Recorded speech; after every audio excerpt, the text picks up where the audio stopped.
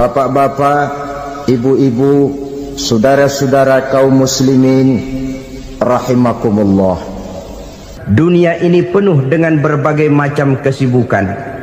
Sejak dari petani yang turun ke ladang, pedagang yang berangkat ke pasar, pelajar yang menuju sekolah, sampai kepada pegawai yang berangkat ke kantor, seluruhnya tidak lain untuk mencari sesuatu yang bernama bahagia. Setiap orang menginginkan kebahagiaan, dan tidak seorang pun menginginkan kesengsaraan dalam kehidupan ini. Namun nyatanya tidak setiap orang yang ingin bahagia mengetahui jalan yang harus ditempuhnya untuk sampai kepada kebahagiaan itu.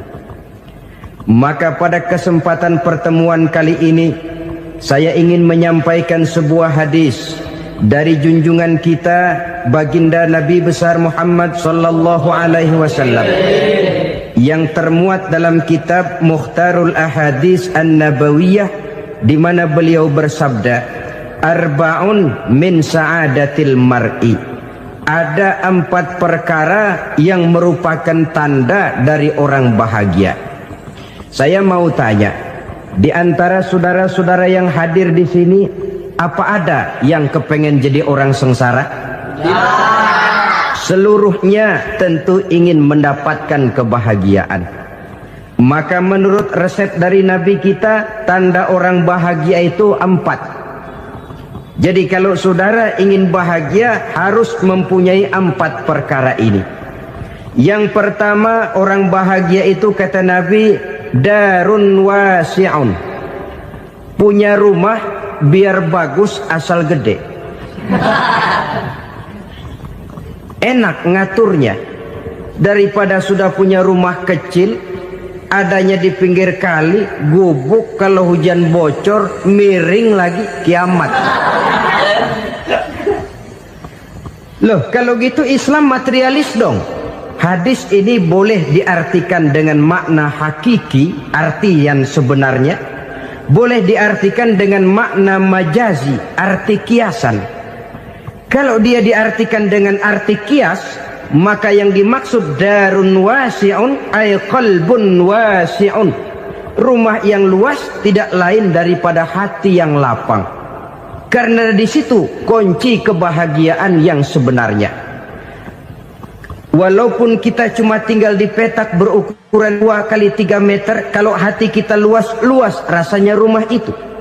Tapi biar rumah kita halamannya saja puluhan ribu hektar, ada kolam renangnya, kamar tidurnya tidak lagi terhitung.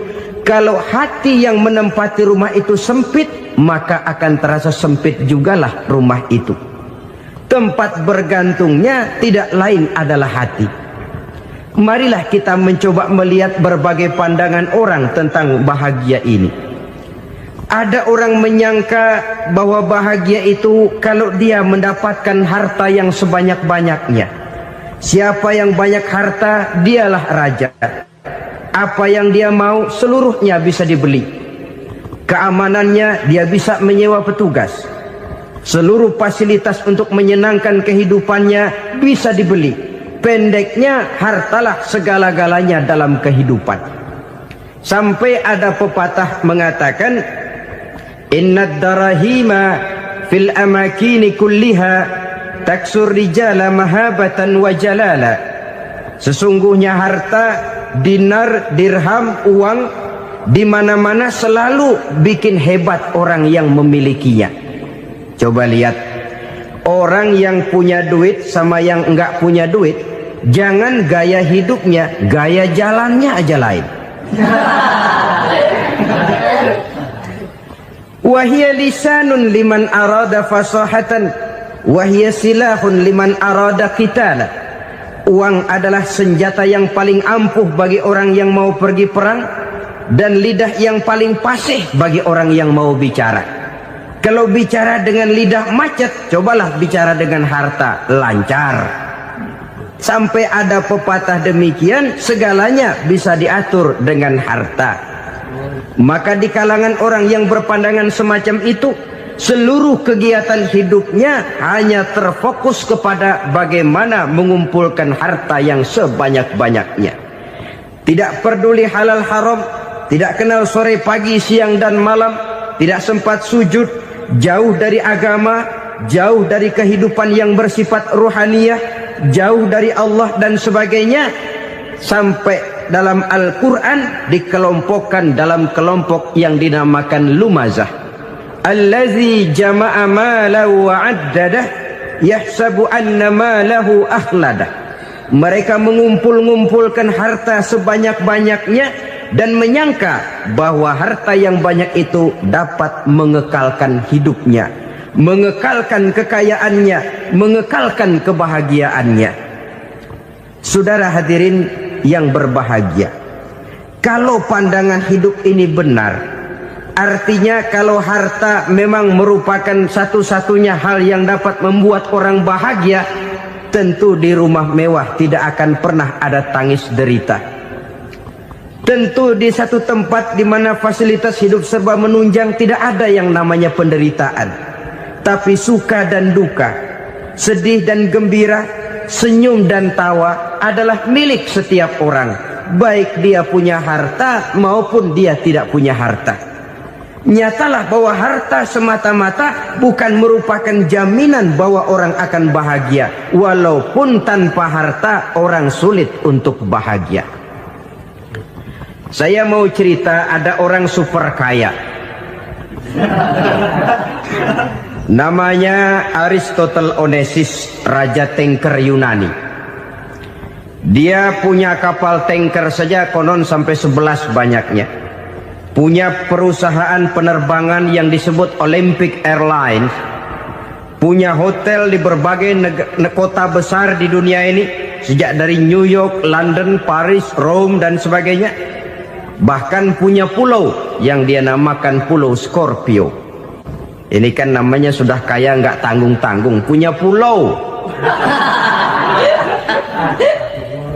Nah, dia punya 2 orang anak, yang satu laki-laki namanya Alexander, yang satu perempuan namanya Maria Onassis. Seluruh harapannya tertumpah kepada anak lakinya Alexander ini, yang akan meneruskan usahanya, meneruskan kekayaannya, meneruskan dinastinya. Apa yang terjadi?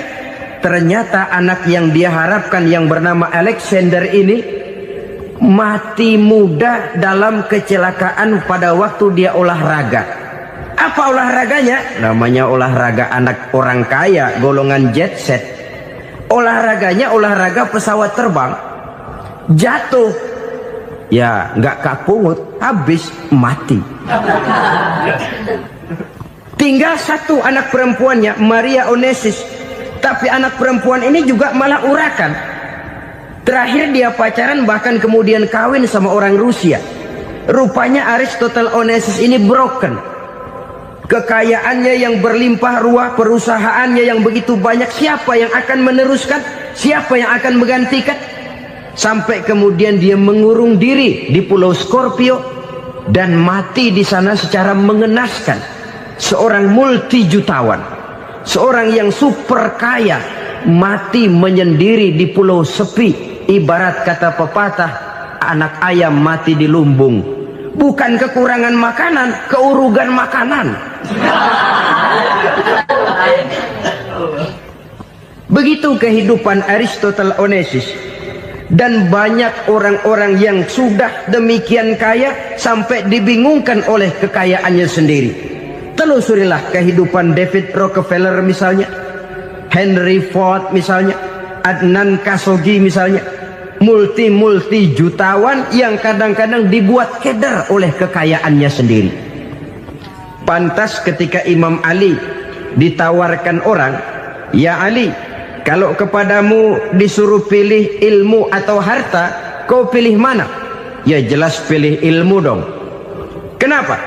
Pertama, ilmu kalau kita berikan kepada orang lain tambah. Tapi harta kalau kita berikan kepada orang lain kurang. Saudara punya uang 10.000, dibagi orang 5.000, jelas uang saudara berkurang. Tapi saudara punya ilmu, diberikan kepada orang lain bisa, saudara pun makin mantap. Tidak lantas jadi bodoh karena ngajarin orang. Saudara bisa Fatihah lalu mengajarkan orang Fatihah. Orang bisa, saudara pun makin hafal. Tidak lantas setelah diajarin orang ilmunya hilang. Begitu datang dia minta orang, tolong ajarin saya Fatihah, udah habis, nggak ada.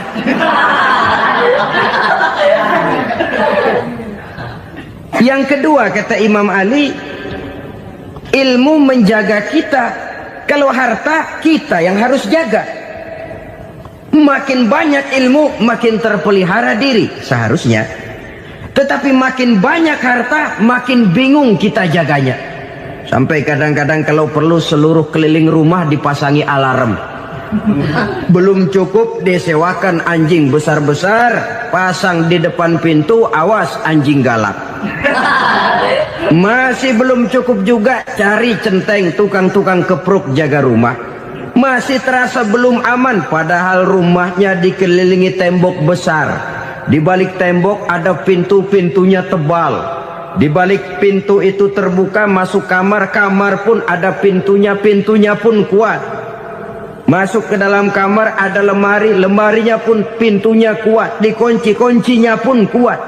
Tapi terhadap seluruhnya yang timbul cuma sekedar was-was saja. Kesimpulannya sekali lagi, tanpa harta orang memang sulit untuk bahagia. Tapi harta semata-mata tidak merupakan jaminan orang akan bahagia. Dengan hati yang luas, itu modal utama untuk mencapai kebahagiaan hidup. Orang yang hatinya luas, saudara-saudara, punya hati yang lapang, melihat kenyataan hidup ini, dia bersyukur senantiasa kepada Allah. Lantas tidak timbul hasud dan iri hatinya. Oleh karena itu jiwanya selalu lapang. Kalau tidak, cupik hati namanya. Dangkal pandangan, tidak senang melihat orang lain dapat nikmat, dan itu sering dijadikan contoh. Kalau orang yang lapang dada, dia lihat tetangganya beli TV baru, dia berkata, alhamdulillah ya, tetangga kita beli TV, mudah-mudahan kita bisa ikut nonton. Lapang dadanya. Tapi orang yang sempit hati, lihat tetangga beli televisi, meriang. Enggak dia apa-apain, meriang. Besoknya dengar tetangga beli motor, makin sakit, ke rumah sakit. Lalu di rumah sakit dengar tetangganya beli mobil, mati. Disiksa oleh perasaannya sendiri. Orang kalau hati sudah sempit dalam hidup, kemanapun dia pergi, sempit rasanya medan kehidupannya. Kemudian kita melihat juga ada orang yang menilai bahwa bahagia itu katanya kalau punya kedudukan yang tinggi, pangkat yang agung, wibawa yang besar. Mungkin betul, tapi mungkin juga tidak. Bergantung kepada hati orang yang punya pangkat itu. Sama dengan harta tadi. Harta akan membawa bahagia kalau dia jatuh ke tangan orang yang berhati lapang. Tapi harta akan jadi bencana kalau jatuh ke tangan hati orang yang sempit. Pangkat akan membawa bahaya kalau jatuh di tangan hati orang yang sempit. Lebih dari itu, kenyataan mengajarkan kepada kita bahwa ternyata pangkat dan jabatan tidak selamanya memberikan kebahagiaan dalam kehidupan. Bahkan resikonya kelewat besar. Beberapa bukti kita bisa ambil dari para pemimpin dunia yang menjadi korban lantaran pangkat dan jabatan yang disandangnya. Saudara ingat Presiden Abraham Lincoln dan John Kennedy dari Amerika? Dibunuh orang. Park Chung-hee dari Korea Selatan, Ziaur Rahman dari Bangladesh, Anwar Sadat dari Mesir, terakhir Indira Gandhi dari India, menjadi korban dari pangkat dan jabatan yang disandangnya dari orang-orang yang tidak senang dia memegang jabatan itu. Dia akan mudah mengundang bencana. Sehingga pantas kalau seorang presiden terkemuka Amerika, Harry Truman namanya, dia mengatakan jabatan presiden itu, kata dia, seperti orang nunggang macan, naik macan. Harus kita taiki, kalau enggak dia bakal nerekam kita, ngeri katanya. Adapun orang yang hatinya lapang, Kalau dia menerima pangkat dan jabatan, dianggapnya itu satu kesempatan untuk berbuat baik. Tapi orang yang berhati sempit, menerima pangkat dan jabatan, bukan kadang-kadang menerima, malah berusaha setengah mati mencapai dengan segala cara. Kalau perlu jilat atas, jilat atas. Jadi golongan sumuhun dawu. Jadi kelompok kulon nuwun, yes sir, yang kerjanya cuma oke bos. Kalau perlu jilat atas, jilat atas. Kalau perlu injak yang bawah, injak yang bawah. Perlu sikut kiri kanan, sikut kiri kanan. Yang penting pangkat dapat, jabatan dapat. Orang yang semacam ini, kalau sudah mempunyai pangkat dan jabatan, biasanya dia tidak menganggap itu sebagai amanah, tidak menganggap sebagai kesempatan berbuat baik, tapi malah kesempatan untuk memperturutkan hawa nafsunya yang dilatar belakangi oleh kesempitan hatinya tadi. Apalagi kalau orang memperoleh pangkat karena banyak mengeluarkan uang. Seakan-akan pangkat dan jabatan itu sekarang macam proyek, pakai tender. Siapa yang berani bayar segini, naik. Nggak berani, minggir. Padahal logikanya, kalau orang mencapai satu jabatan karena banyak mengeluarkan uang, hampir bisa dipastikan bahwa setelah jabatan itu dia pegang, langkah pertama yang akan dilakukannya ialah berusaha bagaimana uang yang dia keluarkan supaya kembali. Ya paling kurang pulang modal dulu dong. Soal mikirin rakyat soal nanti, tapi ini modal harus pulang. Itu celakanya kalau orang memperoleh pangkat dan jabatan cuma karena banyak mengeluarkan uang. Jarang orang yang mempunyai keyakinan dan pandangan bahwa pangkat dan jabatan merupakan amanah. Jadi sekali lagi, pangkat dan jabatan mungkin saja membawa kebahagiaan kalau jatuh ke tangan orang yang berhati lapang. Tapi bisa jadi bencana kalau dia jatuh ke tangan orang yang mempunyai hati yang sempit. Dan lagi-lagi stresnya hati yang lapang. Lalu sebagian orang, saudara, ada yang berpandangan katanya bahagia itu kalau jadi orang terkenal, mempunyai popularitas, menjadi idola di kalangan remaja, di kalangan orang tua, di segala lapisan masyarakat.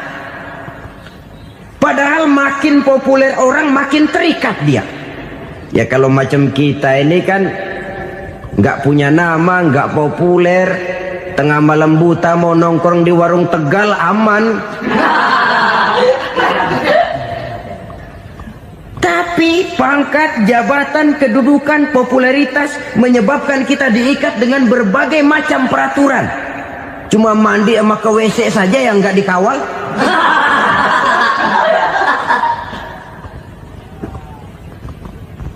Benarkah popularitas, ketenaran membawa kebahagiaan? Mungkin.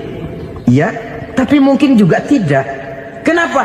Banyak orang-orang populer yang mengakhiri hidupnya secara tragis.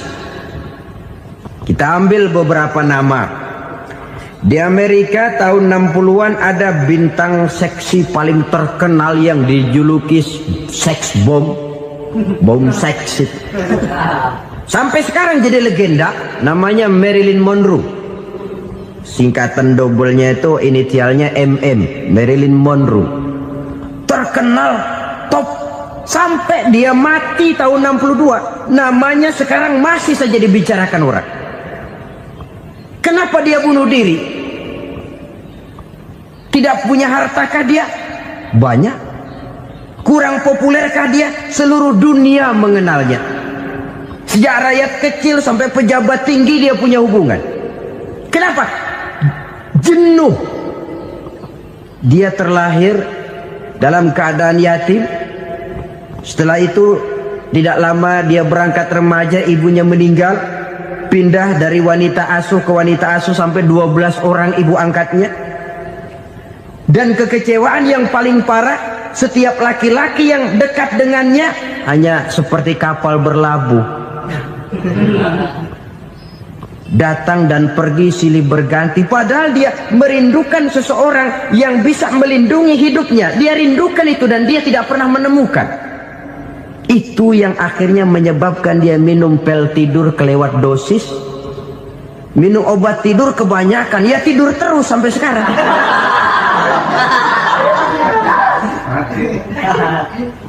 Dia mengakui, saya telah memiliki ketenaran, tapi saya tidak pernah hidup dalam ketenaran itu. Saya pandai main sandiwara, tapi saya ingin hidup dalam alam yang real sebagaimana umumnya orang. Itu yang dia rindukan. Menyusul jejak yang namanya Marilyn Monroe ini, Billie Holiday, saudara kenal tentu, di rumah sakit dirawat.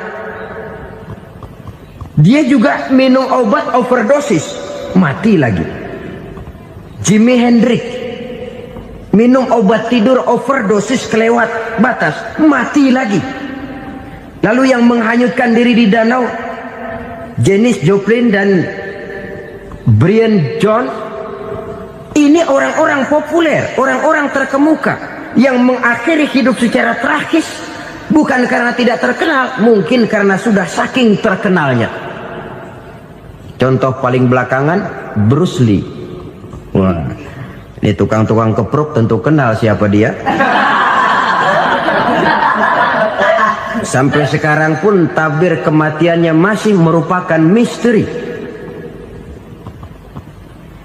Dan yang masih hidup juga menunjukkan gejala yang aneh. Michael Jackson, rumahnya di Beverly Hills itu dijaga sedemikian rupa, dan dia selalu curiga kepada setiap makanan harus steril, bersih dari segala macam kimia. Kemana dia pergi, itu tukang-tukang keprok sudah selalu menjaga dan mengawal, dan dia seakan takut menunjukkan mukanya yang asli. Hingga kalau tampil ke tengah di luar show, dia kadang memakai pakaian yang tidak menunjukkan dia yang sebenarnya, takut dikenali orang. Ternyata popularitas sering jadi momok yang meracuni kehidupan manusia. Oleh karena itu, benarlah junjungan kita pada saat beliau mengajarkan orang akan bahagia kalau dia mempunyai hati yang lapang. Nah, sekarang masalahnya untuk mendapatkan hati yang lapang, caranya bagaimana?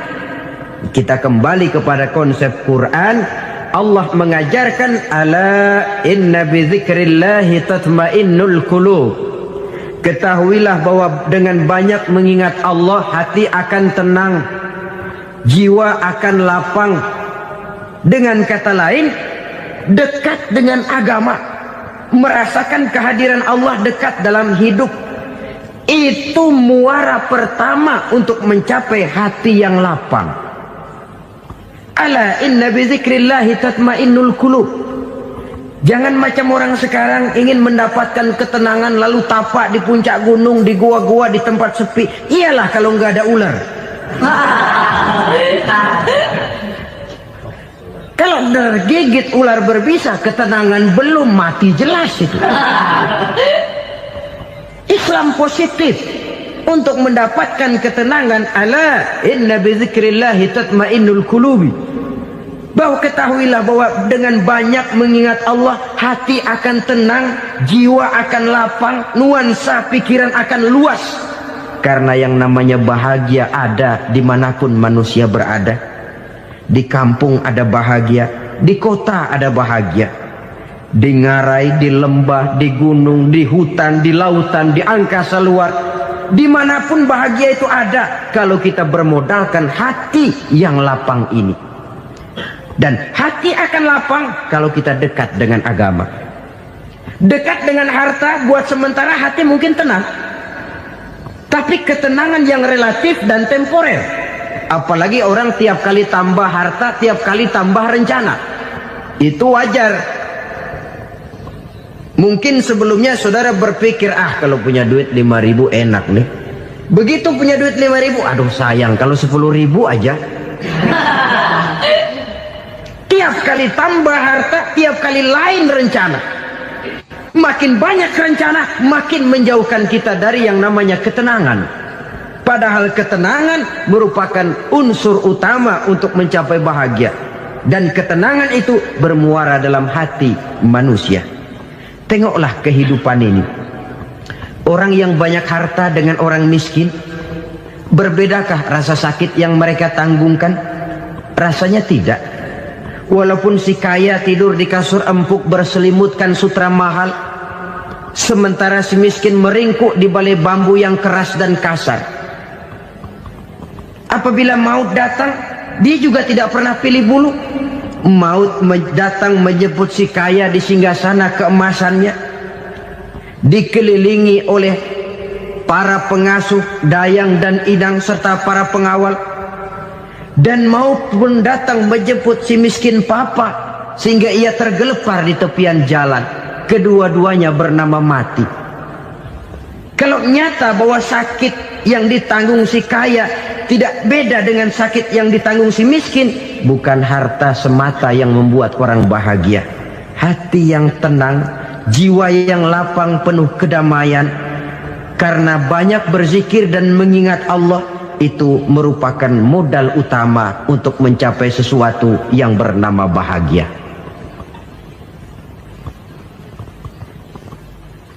Saudara hadirin yang saya hormati, inilah yang pertama dari 4 ciri yang digambarkan oleh Nabi tentang tanda-tanda orang bahagia. Dan harus berangkat dari yang pertama ini, hati yang lapang. Ini yang harus kita miliki lebih dahulu. Baru nanti akan menyusul kepada poin yang ketiga, kedua, dan selanjutnya. Sebab kalau hati sudah terisi dengan jiwa yang lapang, seluruh persoalan insya Allah akan bisa kita atasi dengan sebagaimana mestinya. Yang kedua sekarang, tanda orang bahagia menurut baginda Nabi, markabun syariah. Orang bahagia itu, kata beliau, punya kendaraan biar cepat asal lancar. Artinya kemana dia mau pergi mudah. Apa maksud hadis ini? Kalau kita kaji lebih dalam, kendaraan itu kan alat transportasi. Transportasi tidak lain adalah usaha memudahkan komunikasi. Pindah dari situ kepada teori bahwa manusia adalah zon political, makhluk bermasyarakat yang tidak bisa memenuhi kebutuhan hidupnya secara sendirian. Kita memerlukan keberadaan orang lain dalam kehidupan ini. Untuk memakai baju saja kita sudah perlukan petani yang tanam kapas, pabrik yang memintal kapas jadi benang, pabrik yang menenun benang jadi kain, sampai kepada mesin jahit, sampai kepada tukang jahit. Itu cuma untuk memakai pakaian saja. Tidak seorang pun di antara kita yang sanggup memenuhi kebutuhan hidupnya secara sendiri. Kita perlu orang lain. Maka kebebasan dalam arti mutlak, kebebasan tanpa batas, itu tidak mungkin ada dalam kehidupan. Karena kita mengadakan yang disebut interaksi sosial. Setiap kegiatan kita tentu melibatkan orang lain. Menurut kita barangkali kita bebas jalan di jalan raya semaunya, tapi orang lain berkendaraan pun merasa bahwa ini ada juga jalan haknya. Dan begitu selanjutnya. Oleh karena itu, maksud dari kendaraan yang cepat ini adalah khulata'uhu ma'as solihin. Lingkungan pergaulannya terdiri dari orang-orang soleh. Pergaulannya luas. Kemana dia pergi ada temannya. Kesulitannya ada tempat dia cerita. Dan kesulitan kalau sudah diceritakan kepada orang lain, taruh kata orang itu tidak bisa menolong, namun menceritakannya kepada orang yang kita percayai, kan paling kurang sudah mengurangi beban jiwa, mengurangi tanggungan batin, merasa masih ada tempat kita cerita.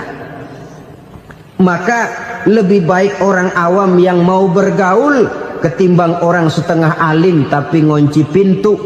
Sebab nantinya akan timbul sikap picik, cupik pandangan, dan tidak luas menghadapi kenyataan dalam kehidupan ini.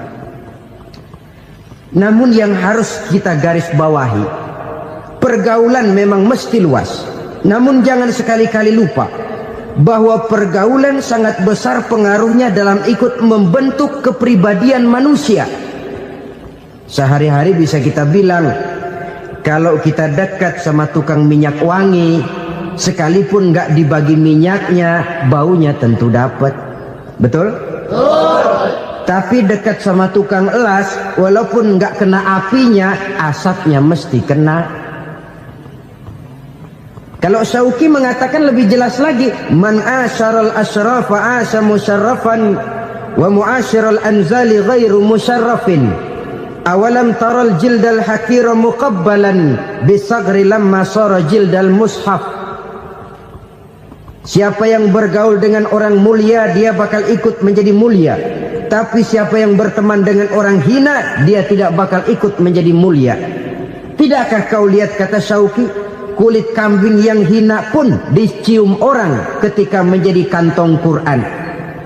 Kulit kambing hina, kalau dia sendirian gak ada yang mau cium.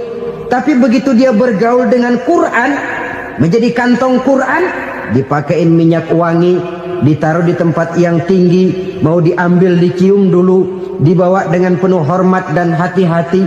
Kulit kambing yang hina lantaran berteman dengan Quran, numpang mujur. Tapi coba lihat kalau kulit kambing berteman dengan kayu, jadi beduk, habis. Zohor dikemplang, asar dipukul. Itu pun sedikit saja, cuma salah milih teman. Yang temannya Quran dihormati orang, yang temannya kayu lantaran jadi beduk, gelap-gelap subuh orang udah kemplangin.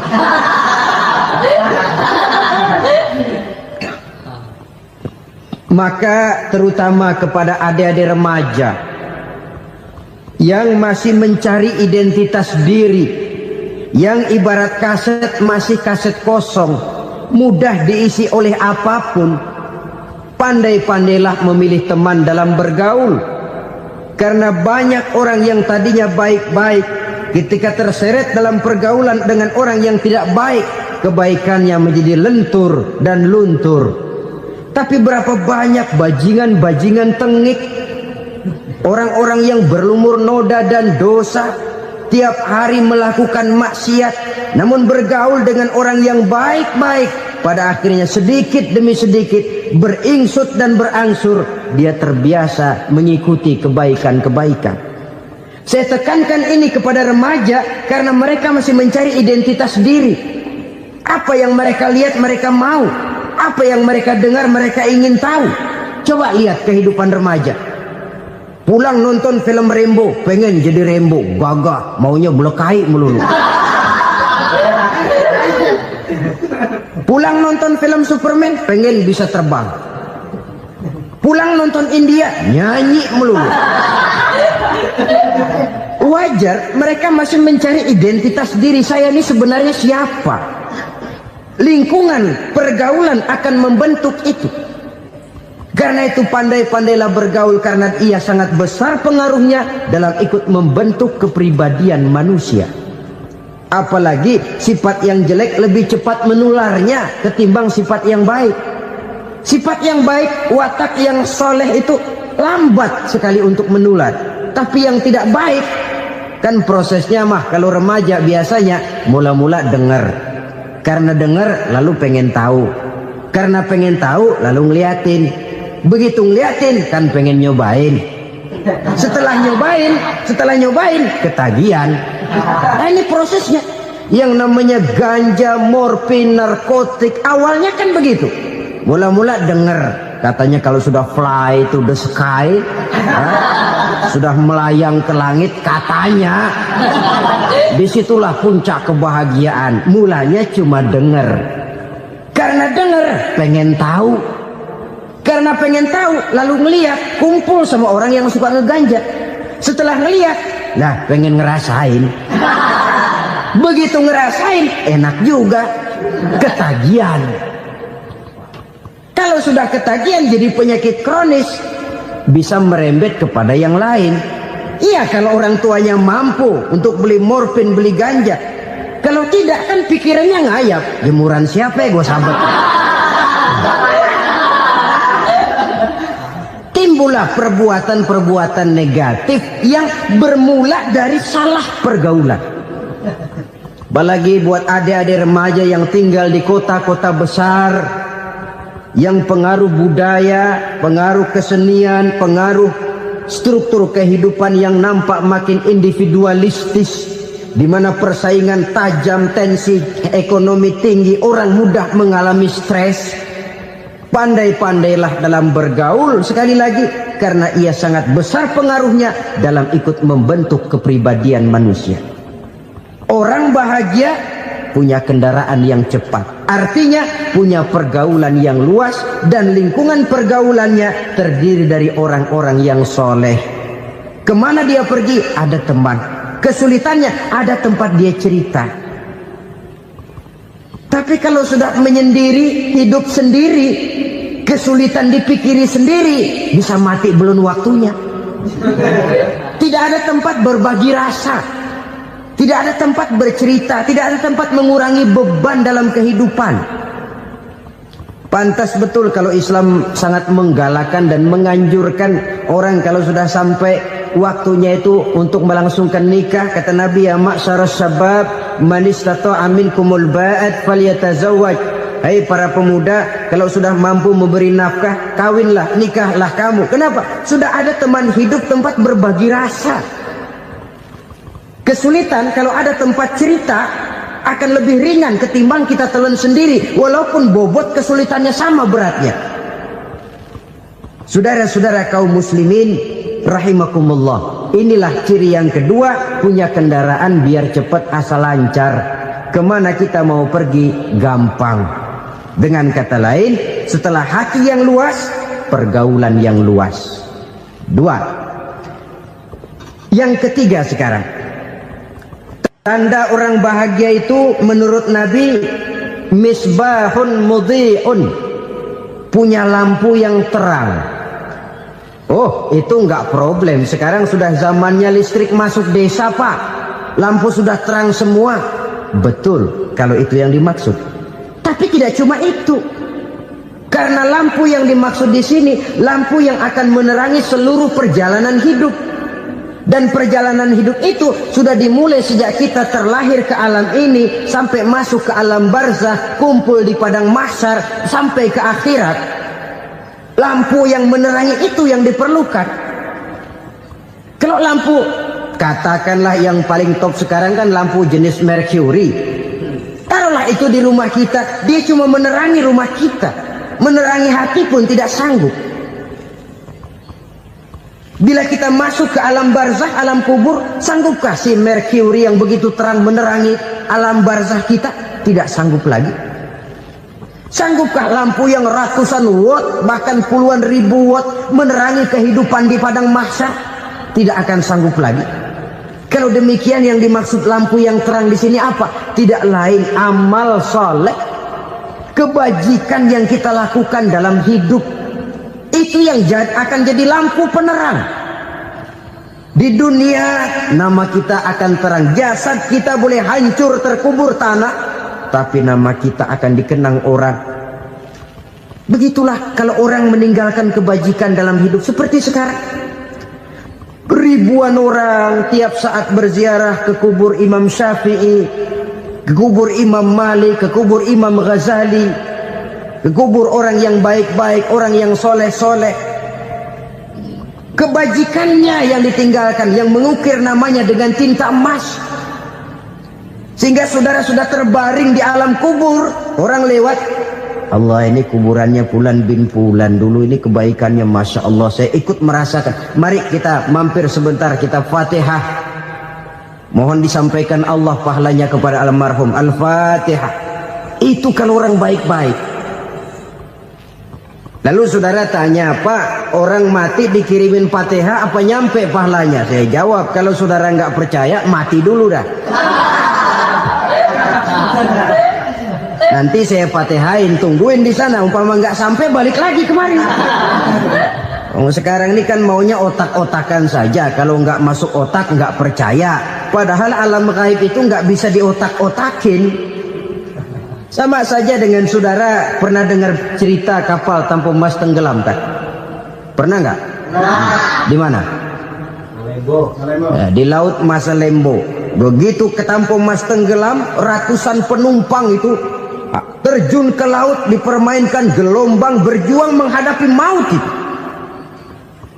Orang lagi timbul tenggelam di lautan, dihantam ombak, kita tengokin pakai helikopter. Pak, lagi timbul tenggelam ya? Iya, tolongin. Jangan khawatir Pak, nih saya kirim intan Pak, harganya 10 juta. Kira-kira orang yang timbul tenggelam di laut seneng nggak? Tidak. Kan mahal toh intan 10 juta. Kenapa dia nggak senang? Karena intan 10 juta dalam kondisi seperti itu tidak sanggup menyelamatkan dia. Dia akan girang kalau dikirimin ban mobil bekas, dikirimin papan terentang atau bambu.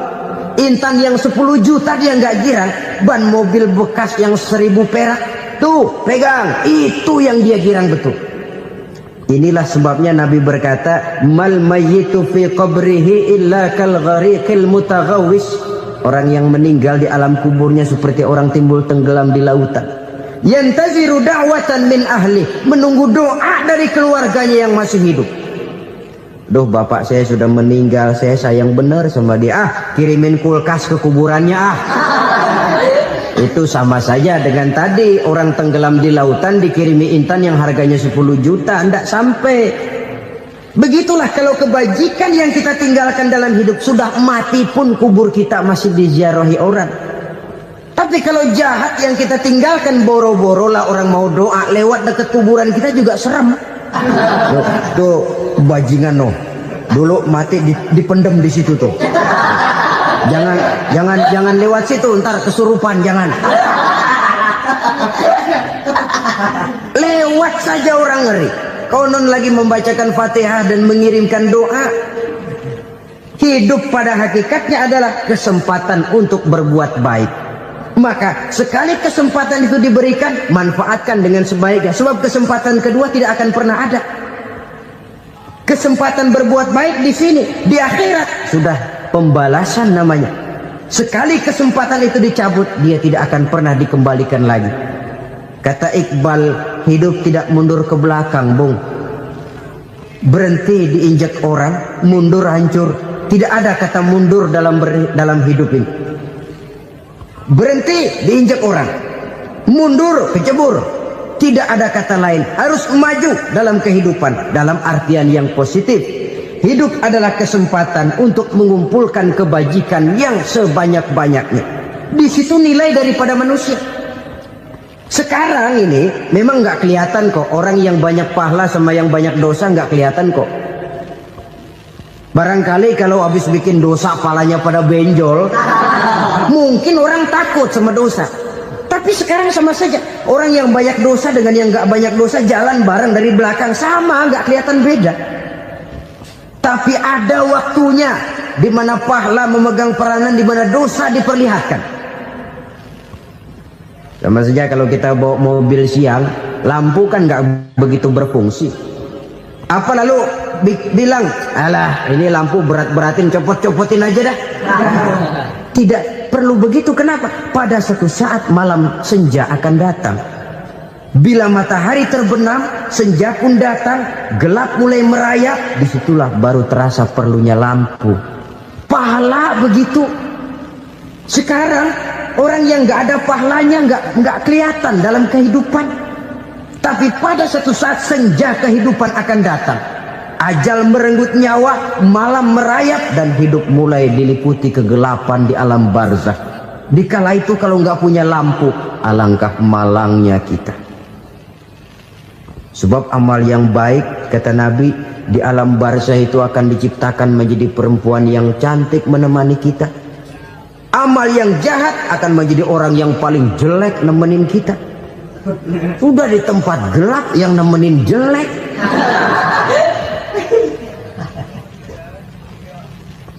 Kaum muslimin rahimakumullah. Kalau demikian masalahnya, tergantunglah kita pandai memanfaatkan waktu. Al-waktu kasayf, waktu itu cepat sekali. Yang namanya waktu itu tahu-tahu. Tahu-tahu udah tahun 87. Tahu-tahu udah begitu. Tahu-tahu yang kemarin anak-anak, sekarang udah pada punya anak. Tahu-tahu saja itu. Begitu cepat waktu berlalu. Kalau tidaklah pandai kita memanfaatkannya, akan rugi kita. Nabi bersabda, "Man kana yaumuhu khairun min amsihi fahuwa rabih." Barang siapa yang hari ini lebih baik daripada hari kemarin, itu orang untung. Hari ini lebih baik daripada kemarin. Bulan ini lebih baik dari bulan kemarin. Tahun ini lebih baik dari tahun kemarin. Itu orang yang beruntung. Tahun kemarin sembahyangnya maghrib doang, sekarang udah tambah isya. Tahun kemarin cuman Idul Fitri aja ngancem bener, sekarang udah tambah Jumat, lalu tambah lagi maghrib, tambah lagi isya, dan selanjutnya. Hari ini lebih baik daripada kemarin, itu orang yang beruntung. Wa man kana yaumuhu mislu amsihi fahuwa khasir. Lalu barang siapa yang hari ini sama saja dengan hari kemarin, itu orang rugi. Hari ini sama dengan kemarin, rugi itu. Bulan ini begitu, bulan kemarin begitu, tahun ini begitu, tahun lalu juga begitu. Rugi itu orang. Rugi apa? Rugi umur. Umur tambah, amalan gak pernah tambah. Dan saya pikir lebih merupakan azab ketimbang nikmat kalau orang dikasih panjang umur cuma untuk numpuk dosa. Mending mana? Panjang umur banyak dosa sama pendek umur dikit dosa. Mending mana? Mending mana? Ya, paling mending tentu panjang umur banyak pahala. Tapi kalau tidak, sekali lagi, lebih merupakan azab ketimbang nikmat kalau orang diberikan panjang umur tapi cuma untuk sekedar menumpuk dosa. Kehilangan kesadaran bahwa dunia bukan terminal akhir dari satu perjalanan. Dia cuma halte di mana kita berhenti sebentar untuk menuju kepada terminal yang hakiki. Saudara-saudara kaum muslimin rahimakumullah, inilah lampu yang akan menerangi kehidupan. Amal yang kita lakukan di dalam kehidupan. Jadi yang dimaksud dengan lampu yang terang, kebajikan yang kita kerjakan dalam hidup. Nah, setiap orang di awal tadi saya bilang ingin bahagia. Bahagia itu kan hakikatnya kumpulan senang dan selamat. Senang, selamat. Apa bedanya? Senang tapi tidak selamat, nggak bahagia. Selamat tapi nggak senang, nggak bahagia orang. Contoh, kalau orang korupsi, duitnya banyak, senang dia, tapi keselamatannya. Ada tentara baris di samping rumahnya udah bingung, padahal tentara latihan. Tentara cuma latihan, dia bingung. Senang, tapi karena keselamatannya tidak terjamin, dia tidak bahagia. Sebaliknya pegawai negeri jujur benar, cuma segaji-gajinya, selamat nggak korupsi, tapi melarat, ya nggak bahagia juga, kurang senang. Kesenangan dan keselamatan untuk dunia saja, ya sekali lagi, kalau cuma sekedar untuk dunia saja, bisa dibeli pakai uang. Bisa dibeli pakai uang. Saudara ingin selamat, bisa dibeli pakai uang. Saudara ingin senang, bisa dibeli dengan uang. Tapi setelah mati, masuk ke alam barzah, habis kekuasaan uang. Nggak bisa lagi beli keselamatan pakai uang. Tidak mungkin lagi membeli kesenangan dengan uang. Di situ pahala yang megang peranan. Makin banyak pahala, makin banyak saham untuk membeli kesenangan dan keselamatan, untuk memperoleh yang namanya bahagia. Dan jangan lupa loh, di alam barzah kita nggak sebentar, menunggu datangnya kiamat. Loh iya, kalau kita begitu dikuburin terus kiamat datang, untung. Tapi kalau masih harus 1000, 2000, puluhan ribu tahun yang akan datang, dalam satu penantian yang begitu lama, tanpa saham untuk memperoleh kebahagiaan, satu kemalangan yang tidak ada pernah putus-putusnya. Janganlah tergelincir oleh kebahagiaan sebentar yang menipu dengan mengorbankan kebahagiaan hakiki yang berjangka panjang. Apa artinya senyum sejenak kalau harus ditebus dengan tangis seumur hidup? Biarlah kita minum jamu, pahit memang, getir memang, tapi kan besok badan sehat. Daripada sekarang minum sirup, manis memang, enak memang, tapi bibir pada jontor besoknya. Sirawan, batuk, nggak karu-karuan. Banyak orang tertipu oleh kesenangan yang sebentar, padahal laisa kullu ma yalma'u zahaban. Belum tentu semua yang berkilat itu emas, belum tentu semua yang gemerlap itu intan. Karena itu, marilah manfaatkan kesempatan yang diberikan Allah ini untuk mengumpulkan kebajikan yang sebanyak-banyaknya. Yang terakhir sekarang, yang keempat, tanda orang bahagia kata Nabi. Zaujatun salihah. Orang bahagia itu tanda yang keempat kata Nabi, punya istri biar cakep asal taat. Sudah surga itu sudah. Cakep taat. Istri kayak gitu, kalau belum mati jangan dikuburin dulu. Sudah cakep taat lagi. Tapi kadang-kadang enggak, udah jelek ngadat melulu. Apa yang mau dipilih? Sebab itu Quran mengatakan istri pakaian untuk suami, suami pakaian untuk istri. Kenapa suami istri diibaratkan pakaian? Alangkah tingginya gaya bahasa Quran ini. Suami istri teman hidup, hidup perjalanan panjang. Sejak kita dalam rahim sudah ada hidup kan di sini.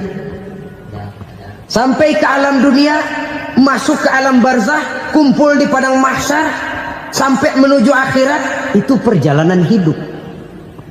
Carilah istri atau suami teman hidup yang membawa manfaat tidak hanya kehidupan di dunia ini, sampai di alam barzah, sampai di padang mahsyar. Suaminya mungkin meninggal lebih dulu, atau istrinya mungkin meninggal lebih dulu, tapi suami atau istri yang masih hidup berbuat kebajikan. Suami saya meninggal, ada hartanya, saya sedekahkan, niat pahala untuk almarhum suami saya. Ini teman hidup, tidak dibatasi dan tidak bisa dipisahkan oleh maut sekalipun. Zohirnya mungkin pisah, badannya mungkin pisah, tapi hatinya, jiwanya, kebersamaannya dalam menghadapi kehidupan. Karena itu, saudara-saudara, bahasa Quran indah. Suami istri diibaratkan seperti pakaian. Apa fungsi pakaian? Pertama, pakaian jadi kebanggaan. Artinya suami harus menjadi kebanggaan istri, istri harus jadi kebanggaan suami. Yang kedua, pakaian itu kan fungsinya menutup aurat. Artinya sesama suami istri harus saling menjaga kekurangan masing-masing. Jangan malah sesama suami istri saling membongkar rahasia dan aibnya sendiri-sendiri. Istrinya diceritain jeleknya di mana-mana, atau suaminya dibongkar rahasianya di pasar umum. Itu sudah tidak lagi berfungsi sebagai pakaian. Kenapa semua ini diperlukan? Karena kita menyadari bangsa yang baik terdiri dari masyarakat yang baik. Masyarakat yang baik merupakan susunan dari warga yang baik. Warga yang baik adalah terdiri dari rumah tangga yang baik. Dan rumah tangga yang baik merupakan susunan dari pribadi yang baik. Dari situ langkah dimulai. Membangun satu bangsa yang baik diawali dengan membangun rumah tangga yang baik, dengan menciptakan pribadi-pribadi yang baik. Sehingga dari sini diharapkan berkembanglah nilai-nilai kebaikan. Orang akan bahagia mempunyai istri yang soleh. Kenapa? Tidak ada seorang suami bisa sukses jadi apapun dia, apapun profesinya. Dokterkah, kiaikah, mubalikah, petanikah, pengusahakah, pejabat tinggikah, tidak ada seorang suami yang bisa sukses tanpa peran serta istrinya. Walaupun memang peranan itu tidak begitu kelihatan, tapi sangat menentukan. Karena itu, saudara hadirin yang saya hormati, Islam sangat menghargai kaum wanita, memberikan kedudukan yang tinggi sepanjang tidak mematikan kodrat kewanitaannya. Nah, kalau sudah kesuksesan ini diawali dari rumah tangga, karier di masyarakat mudah untuk dikejar. Tapi keberantakan di rumah tangga merupakan kegagalan pertama di tempat lain. Nah, inilah saja yang dapat Al-Fakir sampaikan pada pertemuan kali ini. selalu berusaha menyimpan sesuatu yang bisa membawa manfaat, baik untuk dirinya, untuk anak cucunya, maupun untuk keluarganya, untuk masa kini dan masa depannya. Kadang simpanan itu berbentuk uang, kadang berupa tanah, lain saat berbentuk pabrik, dan lain sebagainya. Sementara masa depan yang paling pasti adalah akhirat.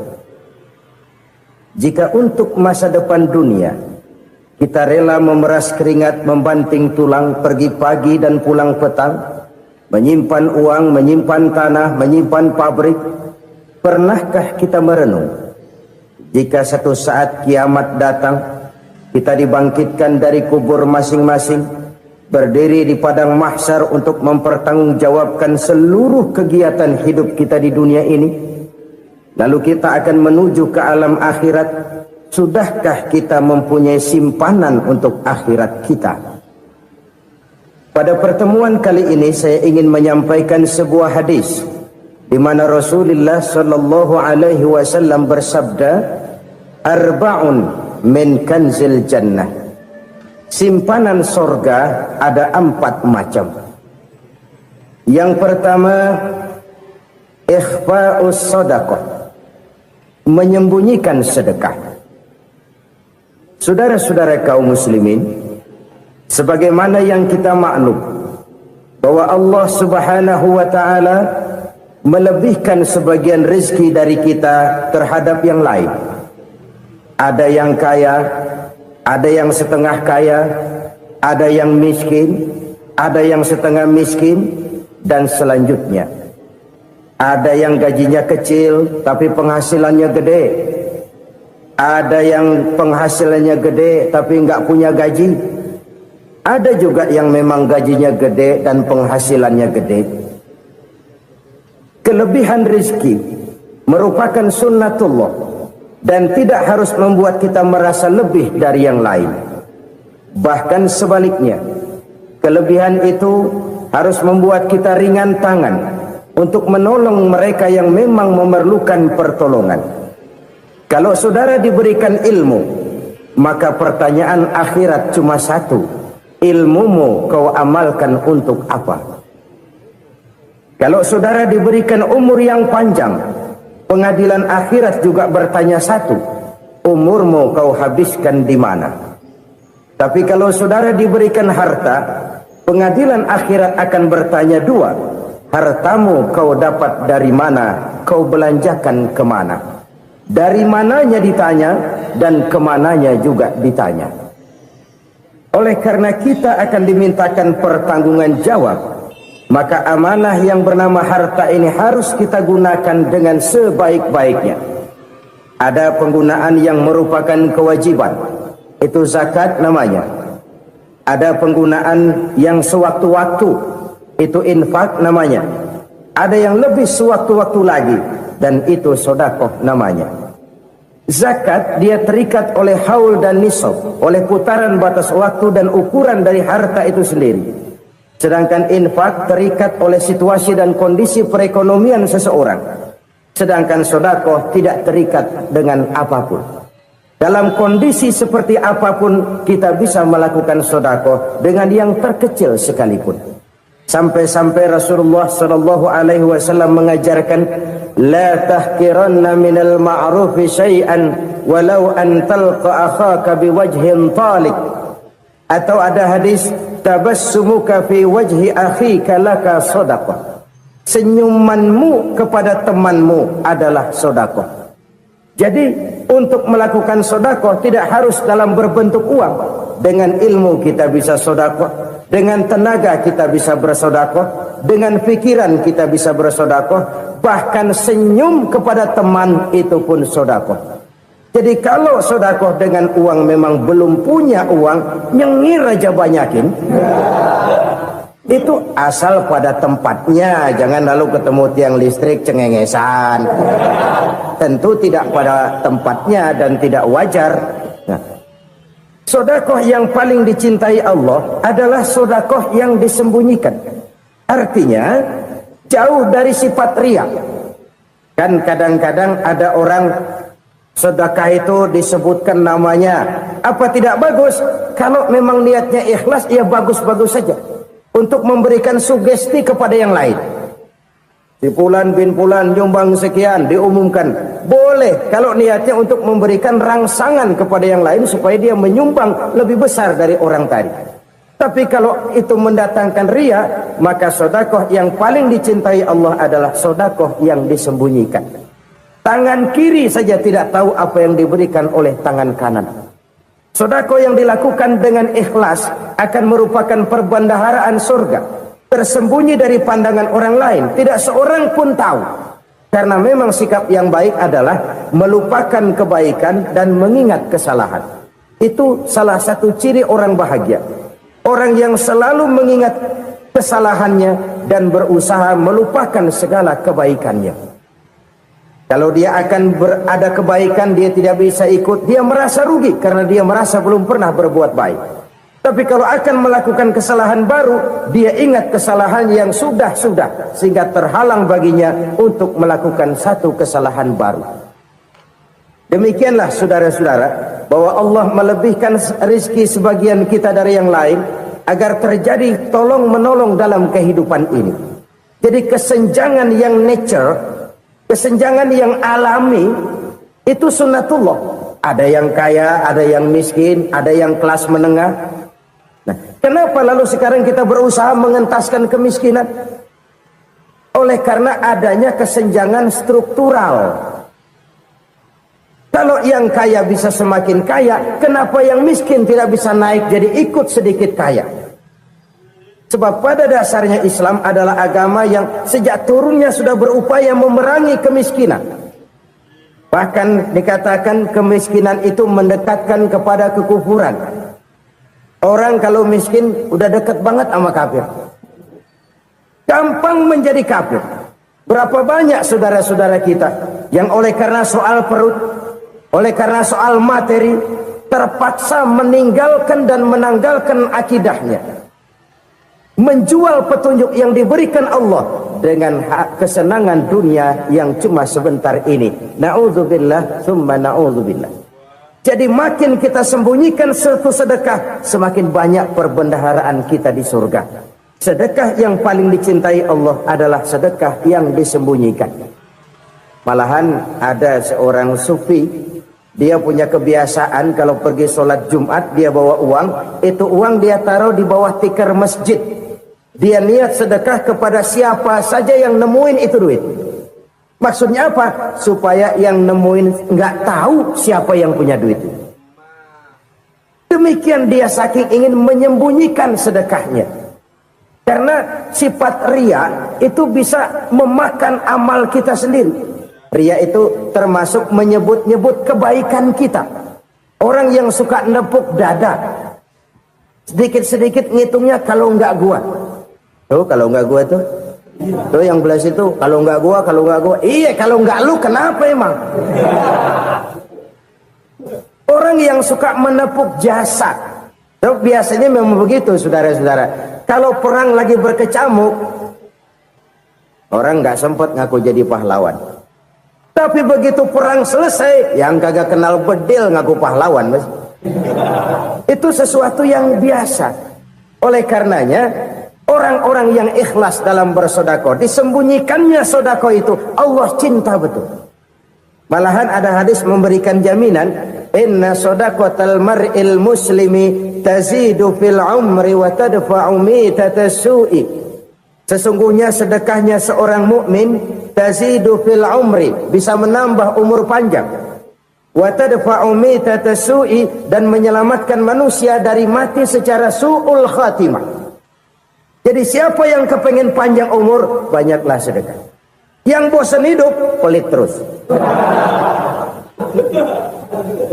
Sedekah menambah panjang umur dan menyelamatkan manusia dari mati secara su'ul khatimah. Pak, katanya umur itu nggak bisa ditambah, nggak bisa dikurangin. Kapan? Kalau ajal sudah datang. Fa idza jaa ajaluhum la yastakhiruna sa'atan wa la yastaqdimun. Kalau ajal datang tidak bisa dimajukan, tidak bisa dimundurkan. Itu kalau ajal sudah datang. Tidak bisa lagi umur ditambah dikurangi, sudah datang. Tapi kalau belum datang, itu kan haknya Allah. Mau ditambah, mau dikurangi, hak prerogatif Allah. Sebagai pencipta manusia, Allah Maha Kuasa dan Maha Mampu. Sedekah ini menambah panjang umur dan menyelamatkan manusia dari mati secara su'ul khatimah. Itu orang mati kan sama ya, kondisinya mati, nggak nafas. Tapi hakikat mati kan lain-lain. Ada yang mati itu husnul khatimah, baik akhirnya.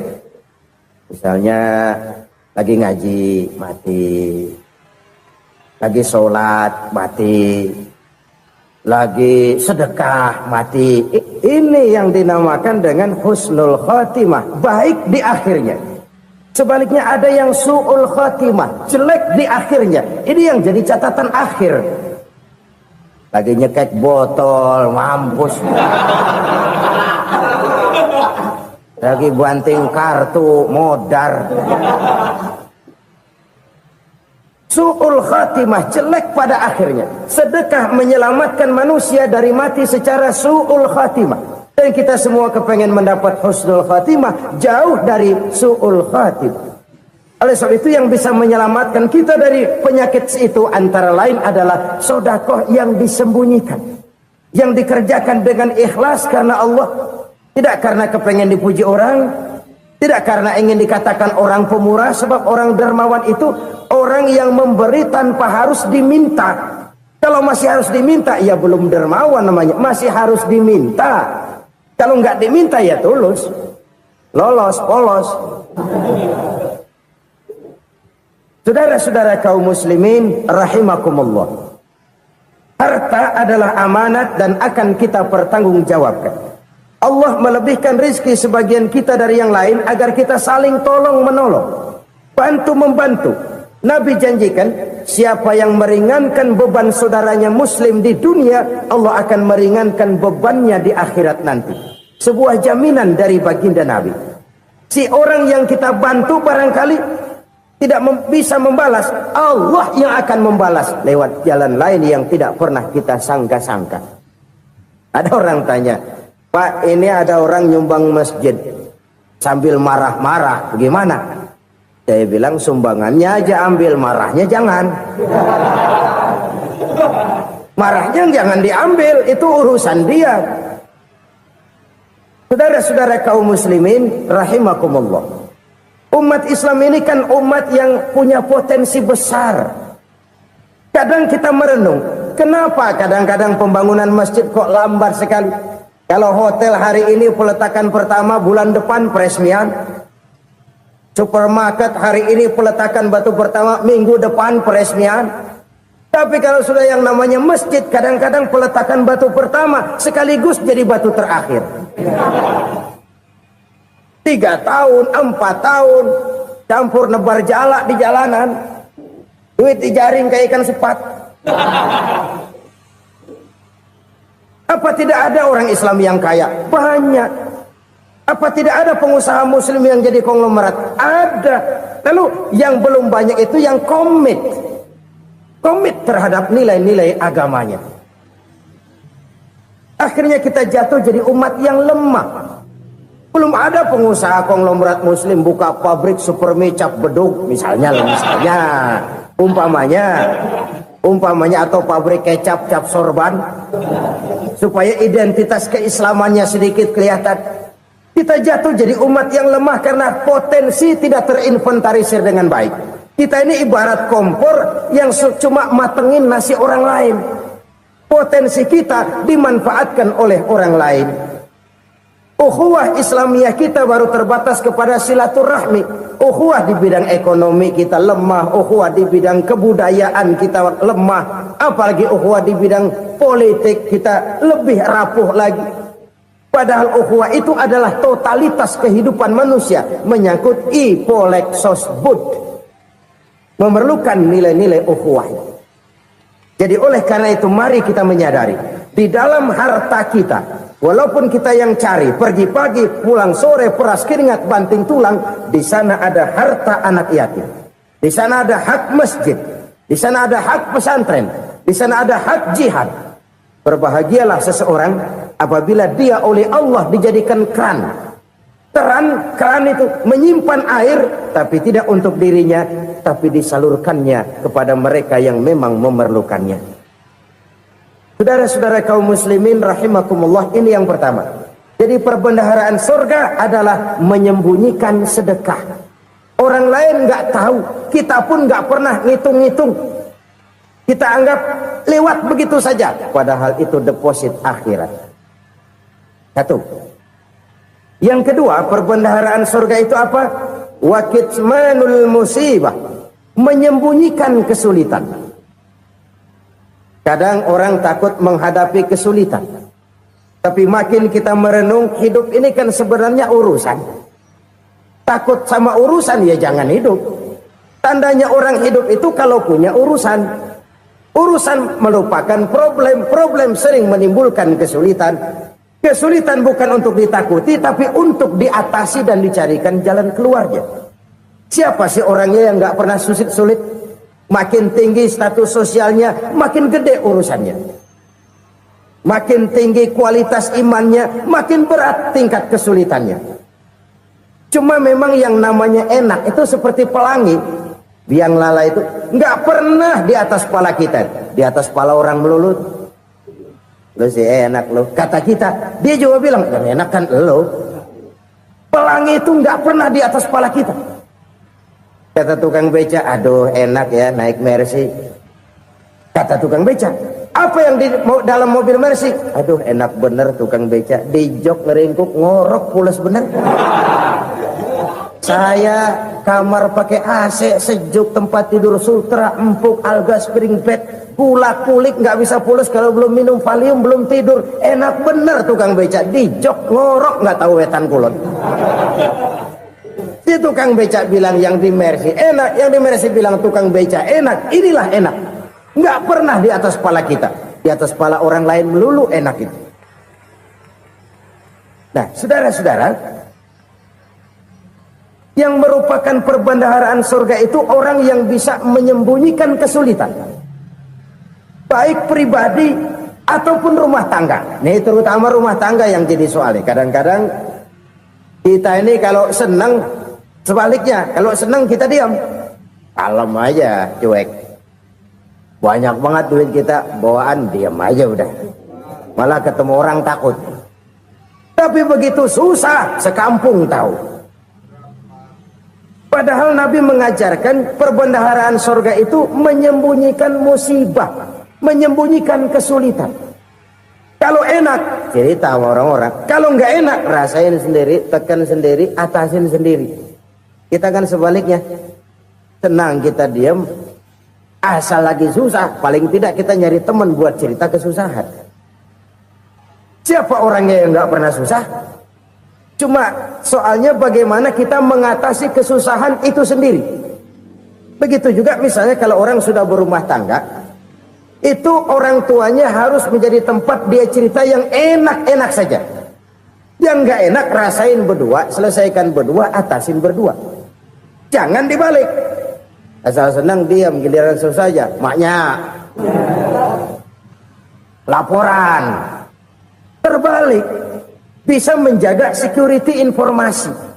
Maka nama bayam keluar diem, malah seluitan. Enak amat lo makan daging ayam. Security informasi. Saudara-saudara kaum muslimin rahimakumullah, ujian yang terberat itu yang pernah diberikan kepada para nabi, para rasul, para aulia, para ulama. Makin tinggi keimanan, makin berat bentuk kesulitan. Ayo saya kemukakan satu contoh saja. Ada seorang nabi yang kaya, nabi kaya, namanya Nabi Ayub. Iblis kalau orang begini kan keki, ibadahnya rajin, kaya. Nih yang kayak begini susah digodain. Kalau ibadahnya rajin, miskin, kali bisa disogok. Sini imannya mantap, ibadahnya rajin, kaya, nabi lagi. Oh, tapi namanya iblis, nggak kurang akal. Laporan, Tuhan, kenapa iblis? Ya ini bahasa saya, bahasa Qurannya sih nggak gitu. Itu hambamu yang namanya Ayub, dia rajin ibadah cuma karena dikasih kaya aja. Coba kasih miskin dia, berhenti dia sembahyang. Ah, kamu bisa aja. Saya tahu Ayub itu hambaku yang ikhlas. Saya buktiin Tuhan, silahkan. Dibuktiin lah, iblis turun ke alam ini. Yang mula-mula dia lakukan, dia rusak sawah ladang Nabi Ayub. Dia binasakan binatang ternak Nabi Ayub. Sehingga dalam waktu singkat, jatuhlah Nabi Ayub dari orang paling kaya jadi orang paling miskin. Beliau masih ibadah di mihrab dalam masjid. Datang iblis. Saudara Ayub, ya, lagi ngapain? Ibadah. Nyembah Allah, nyembah Allah. Oh, percuma. Kenapa? Tuhan yang ente sembah nih, dia udah bikin miskin ente. Sawah ladang ente hancur lebur, binatang ternak binasa. Sekarang ente jadi orang paling miskin. Ngapain nyembah Tuhan kayak begitu? Tekor. Udah berhenti dah ibadah, berhenti ibadah. Ini iblis sama Tuhan laporannya lain, yang dikerjakan kepada Nabi Ayub juga lain. Benar begitu iblis, kata Nabi Ayub. Iya, sawah ladang saya habis, buras. Binatang ternak saya binasa, binasa. Saya miskin, bangpak. Apa jawab Nabi Ayub? Bukan innalillahi, ini hebat. Alhamdulillahillazi a'tani wa akhza minni. Segala puji bagi Allah yang telah memberikan harta kepada saya dan sekarang mengambilnya lagi. Alhamdulillah. Allah yang ngasih, Allah yang ambil. Itu mah urusan Allah. Iblis cuman ibadah jalan terus, sujud lagi Nabi Ayub. Iblis seleher gondok banget. Dasar Nabi nggak mempan dia apa-apain. Miskin malah alhamdulillah. Allah yang ngasih, Allah yang ambil. Jadi kalau kita tidak komit, kita tidak terikat kepada kaya, miskin, senang, susah, apa yang bisa bikin kita susah? Jadikan kekayaan, kemiskinan, jadikan senang, susah sebagai anak buah yang bisa kita atur. Jangan kekayaan ngatur kita, jangan kemiskinan ngatur kita. Kita yang harus mengatur mereka. Senang, susah, kaya, miskin, bahagia, sengsara, jadikan itu anak buah yang bisa kita atur.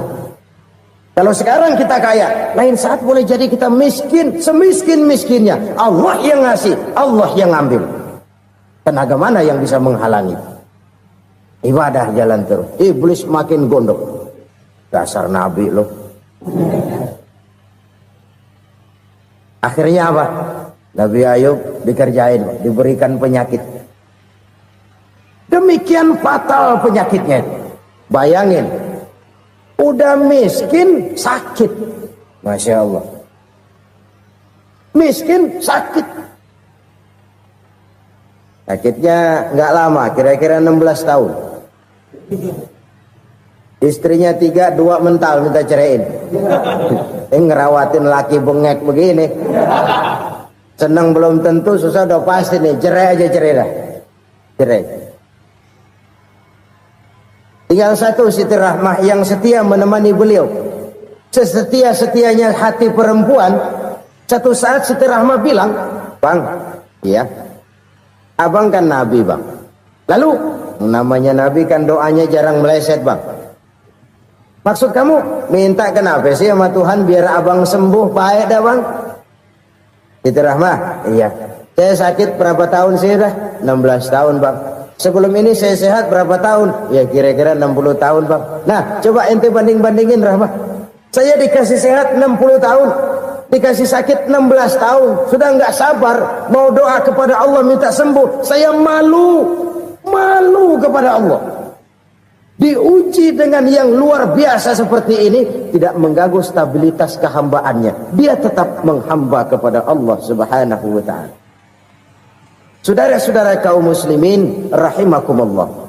Kunci menghadapi kesulitan itu apa? Allah jelaskan dalam satu ayat, wa basyiris sabirin alladzina iza asabathum musibah qalu inna lillahi wa inna ilaihi raji'un.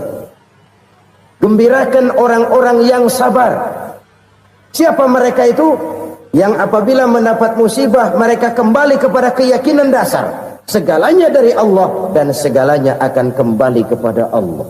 Ini konsepsi dasar dari sikap muslim dalam menghadapi berbagai kesulitan. Segalanya dari Allah, segalanya akan kembali kepada Allah. Kalau ini sudah kondisi dasarnya, maka kita akan lapang menghadapi kenyataan bagaimanapun pahitnya.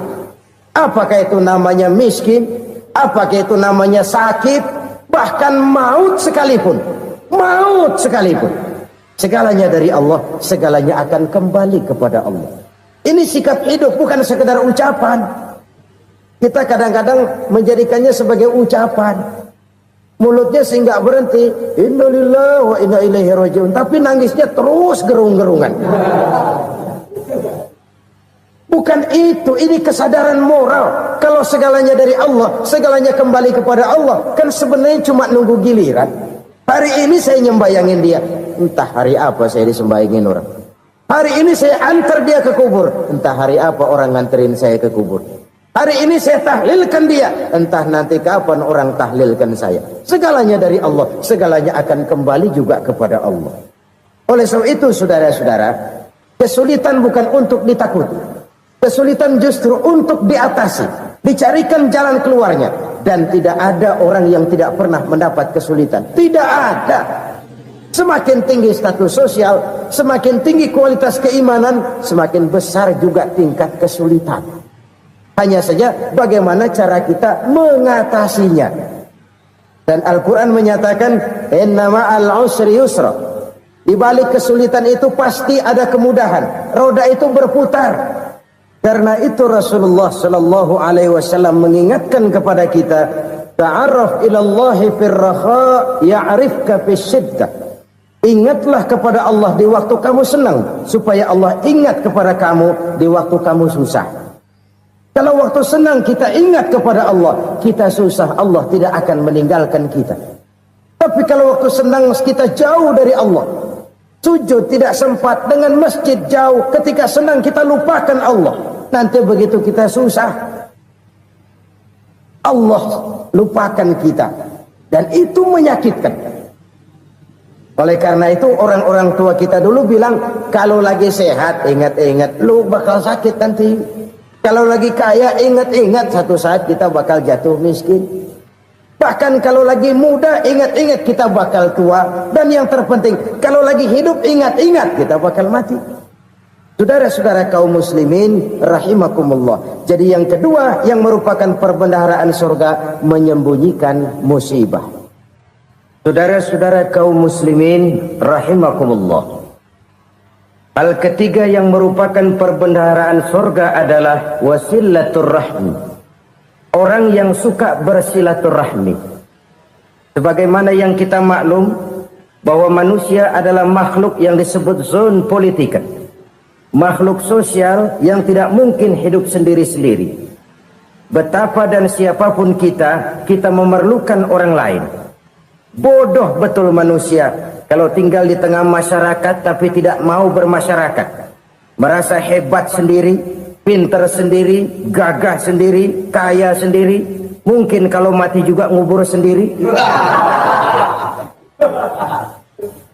Jangankan kita di sini, di sorga saja Nabi Adam waktu sendirian bengong melulu, mondar mandir. Allah tegur dam sepi dam. Ya ini kalau bahasa saya. Iya Tuhan, sepi ini nggak ada coret-corekan pisan ini. Diciptakan Siti Hawa baru anteng Nabi Adam. Itu di sorga. Cobalah. Umpamanya saudara tinggal di Jakarta nih. Kaya bener. Apaan aja di Jakarta punya saudara dah. Jembatan Semanggi ambil. Monas Buntel bawa pulang. Hotel-hotel ambil semua. Cuman tinggal di Jakarta sendirian, apa enaknya? Betapa dan siapapun kita perlu orang lain. Tidak ada seorang pun yang bisa memenuhi kebutuhan hidupnya secara sendiri-sendiri. Nah, Islam telah menyelamatkan manusia dari ras diskriminasi. Mengikat manusia dengan persaudaraan yang berlandaskan kepada akidah. Karena itu dianjurkan bersilaturahmi. Bahkan Nabi menyatakan, man arada ayyubsata lahu fi rizqihi wa yunsa'a fi atharihi falyasil rahimah. Siapa yang kepengen diluaskan rezekinya dan dipanjangkan usianya, banyaklah ia bersilaturahmi. Siapa yang kepengen dimudahkan rezekinya, hendaknya ia banyak bersilaturahmi. Kalau banyak teman, kesulitan kan paling tidak ada tempat cerita. Udah susah, sendirian kita pikirin diri, nggak ada tempat tukar pikiran. Cepet banget sama bengek. Dilawan sendiri. Nah, secara makro kita bisa berkata, tidak mungkin ada kemenangan kalau tidak ada kekuatan. Tidak ada kekuatan kalau tidak ada kesatuan dan persatuan. Tidak mungkin ada kesatuan dan persatuan tanpa semangat silaturahmi. Kalau umat Islam mau menang, dia harus kuat. Kalau umat Islam mau kuat, dia harus bersatu. Kalau umat Islam mau bersatu, dia harus membudayakan silaturahmi ini. Bahkan sampai-sampai kata Nabi, kalau bisa cari nilai tambah. Apa? Silman qata'ak. Bersilaturahmilah kau kepada orang yang marah denganmu. Masya Allah, indahnya ajaran agama kita. Orang yang marah pun kepada kita, kata Nabi, kalau bisa bersilaturahmilah kepadanya, kepada orang yang marah itu. Di situ nilai tambah. Cuman jujur nih hadis, ngucapinnya gampang, ngamalinnya yang berat banget. Orang marah sama kita, kita disuruh silaturahmi. Ada apa malu? Lu marah, ada gua marahan lagi. Tunggu pikirin. Saudara-saudara kaum muslimin rahimakumullah. Tapi ini yang diajarkan, bahkan ini yang dicontohkan oleh baginda Rasul. Bagaimana begitu mudah, misalnya satu saat Abu Jahal ini ngatur strategi bagaimana bikin Muhammad celaka. Dia gali lubang di depan tempat tidurnya. Dia tutupin daun korma. Terus dia panggil seseorang, ke sini. Kasih tahu Muhammad, pamannya sakit keras, minta ditengokin. Berangkat orang ini ke sana. Muhammad, labbaik. Pamanmu sakit keras, dia minta ditengokin. Baik, saya akan datang menjenguk beliau. Berangkatlah Nabi ke rumah Abu Jahal tanpa prasangka apapun.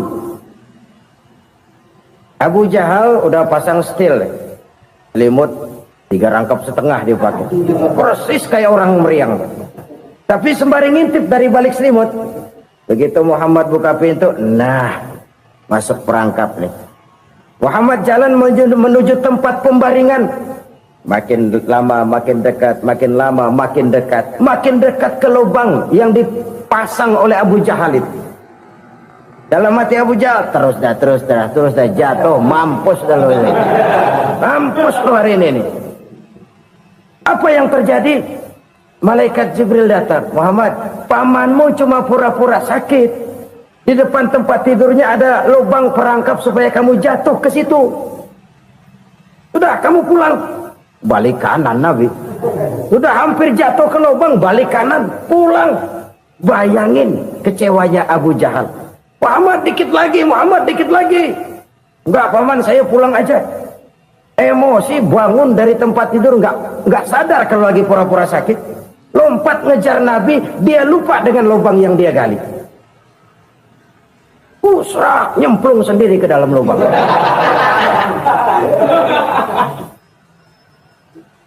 Nabi terus berlalu. Ini terjadi keanehan.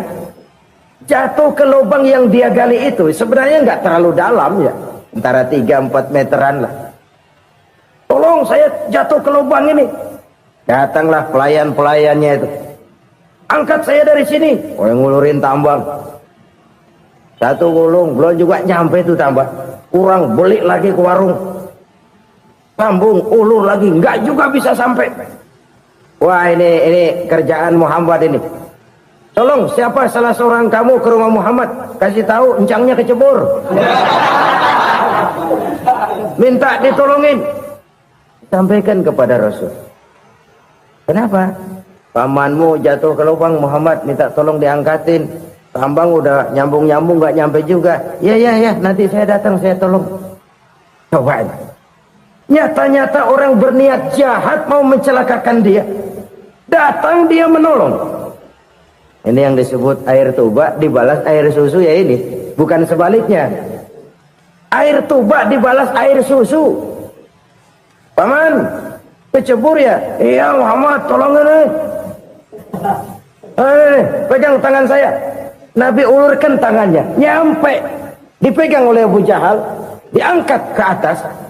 Sampai atas, apa kata Abu Jahal? Sihirmu memang hebat Muhammad. Udah ditolongin dikata sihir. Yang enak kita kemplang kan itu orang begitu. Urusan apa? Tapi inilah akhlak. Kalau bisa kamu bersilaturahmilah dengan orang yang marah kepadamu sekalipun. Orang marah kita tetap baik. So, kalau kita berbuat baik sama orang yang memang baik, rasanya sih biasa-biasa aja. Orang baik kita baik lagi, ya draw aja, belum ada nilai tambah di situ. Baru ada nilai tambah kalau kita bisa berbuat baik kepada orang yang nyakitin kita. Itu namanya kita setingkat di atas dia. Dia sakitin kita, kita berbuat baik sama dia. Dia pelit sama kita, kita baik sama dia. Dia marahin kita, kita deketin dia. Di situ kita punya nilai tambah. Jadi siapa yang ingin diluaskan rezekinya kata Nabi dan dipanjangkan umurnya, hendaklah ia banyak-banyak bersilaturahmi. Sederhana sebenarnya silaturahmi. Orang yang suka bersilaturahmi, sebagaimana yang kita maklum bahwa manusia adalah makhluk yang disebut zon politika, makhluk sosial yang tidak mungkin hidup sendiri-sendiri. Betapa dan siapapun kita memerlukan orang lain. Bodoh betul manusia kalau tinggal di tengah masyarakat tapi tidak mau bermasyarakat.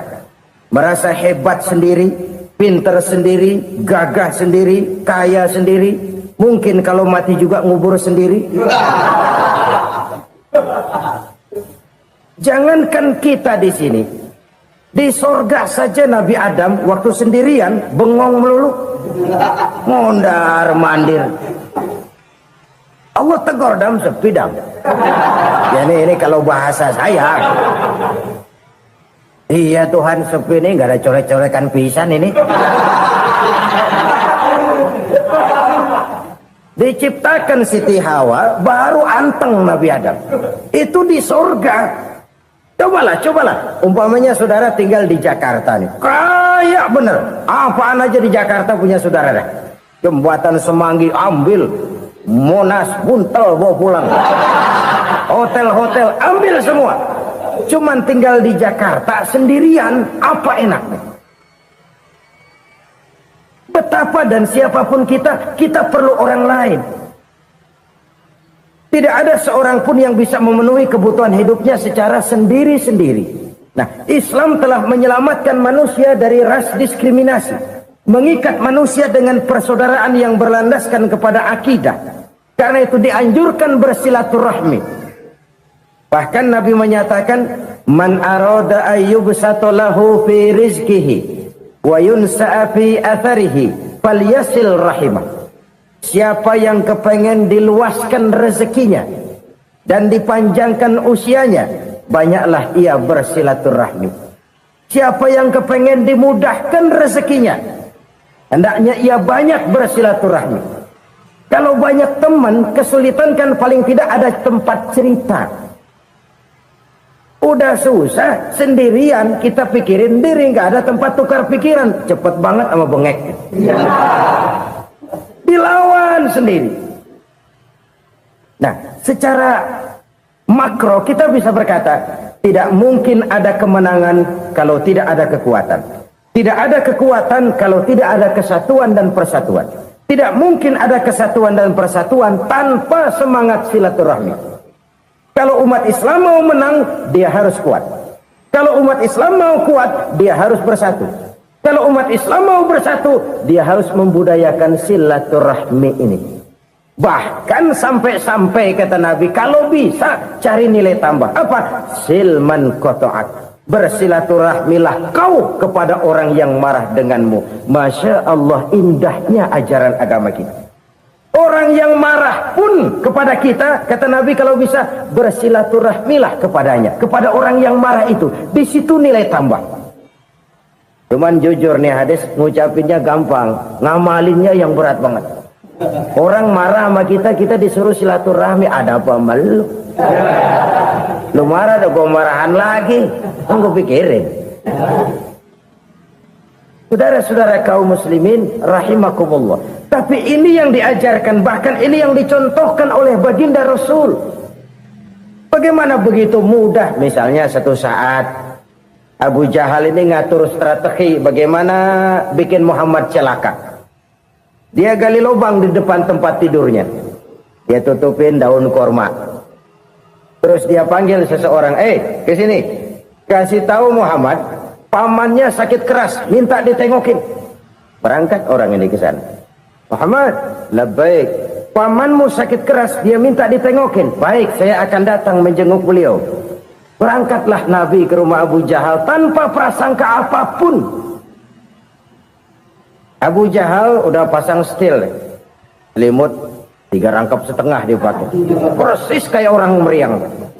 Tapi sembari ngintip dari balik selimut, begitu Muhammad buka pintu, nah masuk perangkap nih. Muhammad jalan menuju tempat pembaringan. Makin lama makin dekat, makin lama makin dekat, makin dekat ke lubang yang dipasang oleh Abu Jahal itu. Dalam hati Abu Jahal, terus dah jatuh, mampus dah lu ini. Mampus lu hari ini nih. Apa yang terjadi? Malaikat Jibril datang. Muhammad, pamanmu cuma pura-pura sakit. Di depan tempat tidurnya ada lubang perangkap supaya kamu jatuh ke situ. Sudah, kamu pulang. Balik kanan Nabi. Sudah hampir jatuh ke lubang, balik kanan, pulang. Bayangin kecewanya Abu Jahal. Muhammad dikit lagi, Muhammad dikit lagi. Enggak paman, saya pulang aja. Emosi bangun dari tempat tidur, enggak sadar kalau lagi pura-pura sakit. Lompat ngejar Nabi, dia lupa dengan lubang yang dia gali. Usrah, nyemplung sendiri ke dalam lubang.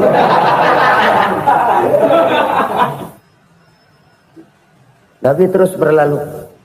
Ini terjadi keanehan. Jatuh ke lubang yang dia gali itu sebenarnya nggak terlalu dalam ya, antara 3-4 meteran lah. Tolong saya jatuh ke lubang ini. Datanglah pelayan-pelayannya itu.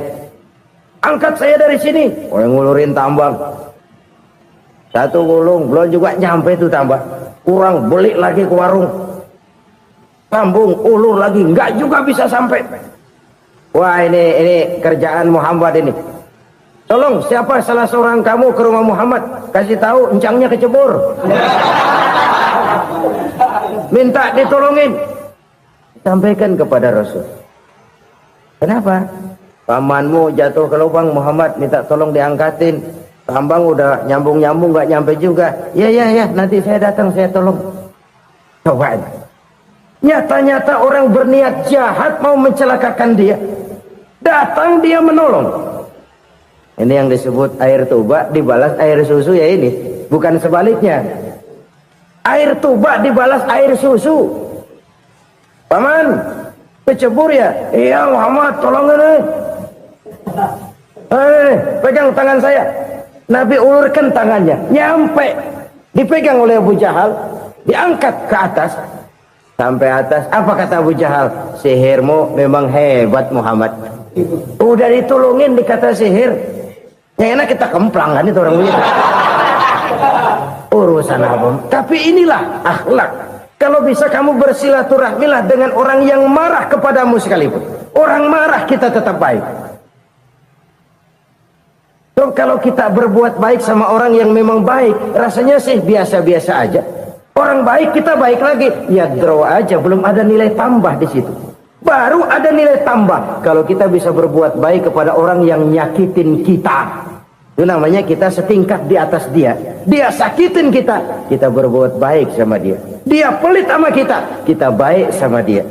Dia marahin kita, kita deketin dia. Di situ kita punya nilai tambah. Jadi siapa yang ingin diluaskan rezekinya kata Nabi dan dipanjangkan umurnya, hendaklah ia banyak-banyak bersilaturahmi. Sederhana sebenarnya silaturahmi.